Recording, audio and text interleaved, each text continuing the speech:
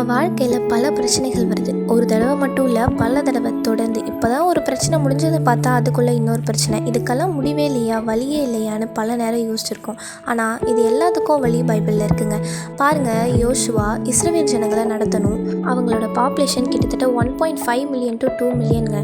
அதுக்கடுத்து யோர்தான் நதியை கடக்கணும். 31 ராஜாக்களோட சண்டை போடணும்.